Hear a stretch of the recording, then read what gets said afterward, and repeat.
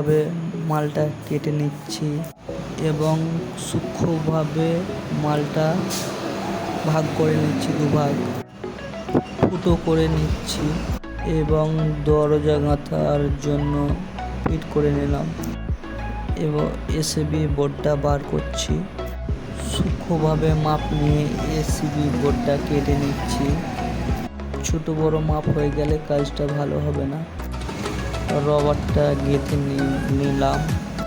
রবারটা গাঁথা হওয়ার পরে এবং ফিট করে নিলাম। ফিট করে নিয়ে স্ক্রুটা টাইট দিয়ে নিলাম। গেটে কবজাটা লাগিয়ে নিলাম। ফ্রেমে ফুটো করে নিচ্ছি। ফ্রেমে ফুটো করার পরে দরজাটা ফ্রেমের সঙ্গে ফিট করে নিলাম। হ্যান্ডেল ছিটকানি লাগার পরে দোকানে কাজটা কমপ্লিট হলো। ড্রিল মেশিনে ড্রিল করে স্ক্রুটা টাইট দিয়ে নিলাম এবং কমপ্লিট হয়ে গেল দরজাটা, আপনারা দেখতেই পাচ্ছেন। ভিডিওটা ভালো লাগলে লাইক, শেয়ার এবং পেজটা ফলো করে দেবেন।